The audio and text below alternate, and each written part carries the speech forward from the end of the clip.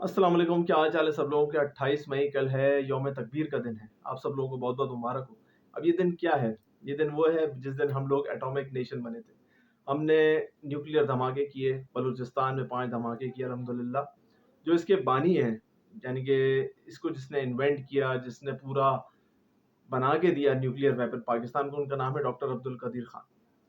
پی M L N کی government تھی اور امریکہ نے بہت پریشرائز کیا کہ بھائی آپ نے نہیں کرنا، لیکن ہم نے کرنا پڑا انڈیا کے پریشر میں آ کے، کیونکہ انڈیا ہم سے پہلے ایک دن پہلے کر چکا تھا، تو ہمیں بھی مجبوراً کرنا پڑا۔ اب اس کا کریڈٹ بہت لوگ لیتے ہیں، پی ایم ایل این کی گورنمنٹ بھی لیتی ہے اور اسٹیبلشمنٹ بھی لیتی ہے، بٹ جو بھی ہے، لیکن جو مین کردار ہے وہ ڈاکٹر عبدالقدیر خان کا ہے۔ لوگوں کو پتہ نہیں ہوگا کہ ڈاکٹر عبدالقدیر خان نے اس پہ کیا رول پیش کیا۔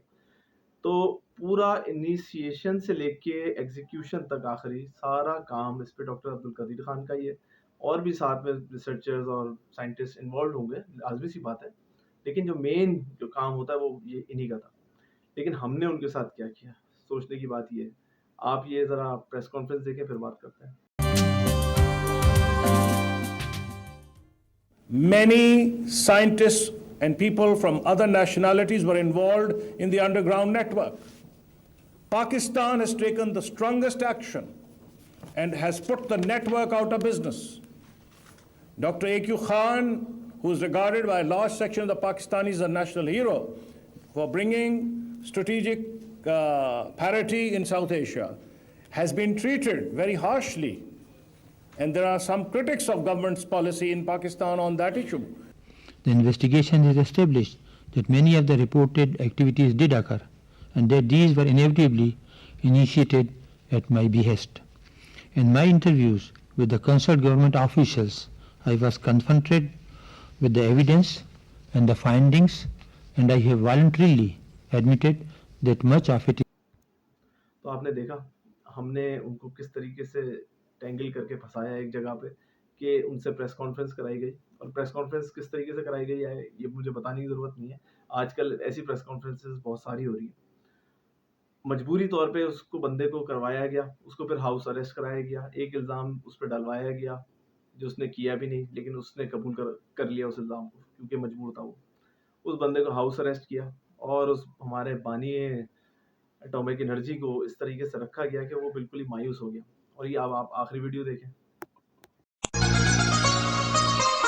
سادہ جوتے، معمولی قیمت کے کپڑے، کہا تو یہ جاتا ہے کہ آپ کے بیرون ملک خفیہ اکاؤنٹ ہیں، بیرون ملک ہوٹل ہیں، وہ ساری دولت کہاں ہے؟ وہ میں نے سب ڈونیٹ کر دی گورنمنٹ آف پاکستان کو۔ میرے پاس جب آئے تو میں نے پاور آف اٹارنی دے دی کہ تم سب لے لو۔ کیا یہ ایسے الزامات ہیں؟ جھوٹے پکے اول درجے کے۔ میں نے آپ کو بتایا نا کہ جتنے منافق اور جھوٹے اس قوم میں ملیں گے آپ کو، خاص طور سے حکمرانوں میں نہیں، اور کہیں نہیں ملیں گے۔ ہم لوگ جو ہمیں جانتے ہیں، ہمارے ساتھ کام کرنے والے 30 برس سے گھر والے، ان سے پوچھ لیں کہ جتنی سادہ زندگی ہم گزارتے ہیں، جتنا سادہ ہم کھانا کھاتے ہیں، جتنی ایمانداری سے ہم نے کام کیا، آج تک سرکاری چیز یوز نہیں کی۔ اگر دفتر کا آدمی آیا تو اس سے کام لیا تو اس کو ہمیشہ 500 روپے دیے۔ ڈاکٹر صاحب کتنی پینشن ملتی رہی آپ کو؟ پہلے تو ملتی تھی 4467 روپے، ابھی 19,000 ہو گئی۔ پھر بعد میں گورنمنٹ کی اسپیشل پینشن دی ہے۔ جب انہیں یہ پتہ لگا کہ ان کے پاس کوئی پیسہ ویسا نہیں ہے، انہوں نے کوئی چوری نہیں کی، اور یہ سب بکواس تھی، پروپیگنڈا تھا، نہ مکان ہے، نہ اکاؤنٹ ہے، نہ کچھ ہے، تو پھر آئے کہ جی ہمیں پتہ ہے آپ کو بہت تکلیف ہے فائنینشلی، بہن بھائیوں سے لے کے گزارا کر رہے ہیں، تو پھر ایک اسپیشل پینشن دی۔ کہ آپ کی ٹی وی کی ایک عورت ہوتی جو پہلے سبزیاں بیچتی تھی، وہ ایک دن ایک پروگرام میں کہہ رہی تھی، بہت دن ہوئے کہ جی ان کے 23 پلاٹ ہیں اسلام آباد میں، 23 بنگلے۔ ایک اور صاحب ہیں جو اپنے آپ کو بہت بڑا مشہور کمپیئر کہتے ہیں، وہ کہنے لگے کہ جی یہ تو ٹھیک ہے ان کو بند کر دیا، لیکن ان کے جو ملینز باہر رکھے ہیں وہ بھی تو منگاؤ۔ تو کتنے پلاٹ آپ کے ہیں اسلام آباد میں؟ پورا اسلام آباد، پورا پاکستان میرا نہیں، ویسے جہاں جیسے آپ کی ذاتی ملکیت کتنے ہیں؟ میری ذاتی ملکیت جو گھر آپ نے دیکھا تھا وہ ہے، اور ایک بنی گالہ میں جو ہم نے بنایا تھا، اور اس کے کاغذات موجود ہیں، پیسے جس طریقے سے ہم نے لگائے۔ یہ الزامات کیوں لگائے؟ اس ملک میں جھوٹ بولنا، دروغ گوئی تو کامن ہے نا، جس پہ جو سا الزام لگا دو۔ جو چور ہیں، ڈاکو ہیں، ان پہ الزام نہیں لگتے، وہ ساہوکار ہو تو ان کی صفائی پیش ہوتی ہے کہ نہیں وہ تو بہت ہی ایماندار ہیں, نومولود بچے کی طرح ہیں.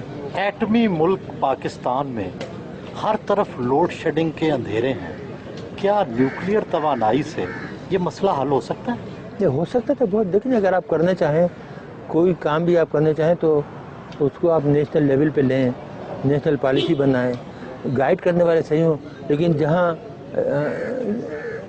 چیزیں جاہلوں کے ہاتھ میں ہوں وہ کچھ کر سکتے ہیں. نہیں, کیا طریقہ ہے, کوئی شارٹ کٹ ہے؟ شارٹ کٹ دیکھیے طریقے بہت سے ہیں, لیکن اب ہم نے قسم کھائی ہے کہ اس ملک کو کچھ نہیں بتائیں گے. جو ہم نے بتایا اس کا جو صلہ ملا نا, اب اس کے بعد کوئی سلوشن کوئی حل نہیں بتائیں گے کسی کو. آپ ناراض ہیں لوگوں سے؟ یہ لوگوں سے تو ناراض نہیں ہے, لیکن احسان فراموش سے تو نمک حراموں سے ناراض ہیں. عوام سے ناراض نہیں ہے, عوام تو بیچارے بہت محبت دیتے ہیں.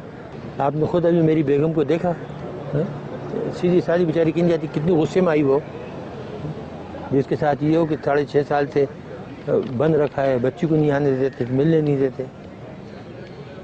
بول دیتے کہ لٹیرے ڈاکو تو پوری دنیا میں گھومتے پھرتے ہیں اور ہم اس ملک کے لیے خطرہ بن گئے, جبکہ ہمارا کوئی تعلق نہیں ہے. 9 سال سے ہمارا کوئی تعلق ہی نہیں آرگنائزیشن سے.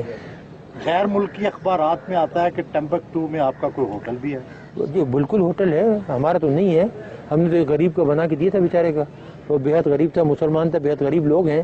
ہم سب نے مل کے 8-10 آدمیوں نے چندہ کر کے تو تقریباً $50,000 تھے, اس کو وہاں اس نے جگہ لی تھی اور اس نے بنایا. اگر ہمارا تو ہمارے پاس وہاں سے پیسے آتے کہ نہیں آتے, اور ہمیں وہاں بنانے کی ضرورت پڑی تھی. اگر ہمیں بنانا ہوتا تو یہاں اسلام آباد میں 1-2 گھر خرید کے اس سے آمدنی نہیں کماتے. ڈاکٹر صاحب, زندگی میں کسی بات کا پچھتاوا بھی ہے؟ اس قوم کے لیے کام کرنے کا.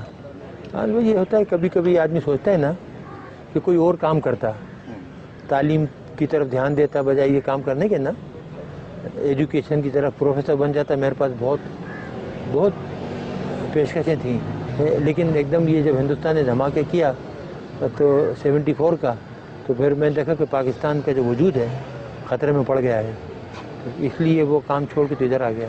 ڈاکٹر صاحب, اس ویڈیو میں آپ نے دیکھا کہ وہ بالکل مایوس ہو گیا اور اس نے کہا اب اس قوم کے لیے مجھے کچھ نہیں کرنا. تو اگر ہم اپنے ہیروز کے ساتھ ایسا کرتے رہیں گے تو آئندہ کوئی بھی اس ملک کے لیے کچھ نہیں کرے گا.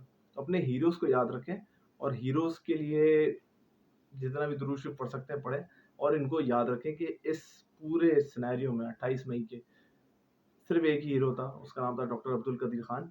اب یہ کوئی بھی کچھ بھی بولے, ہم نے یہ نہیں بھولنا, اور ان کو یاد رکھنا. سب لوگ اپنا خیال رکھیں گے. اللہ حافظ.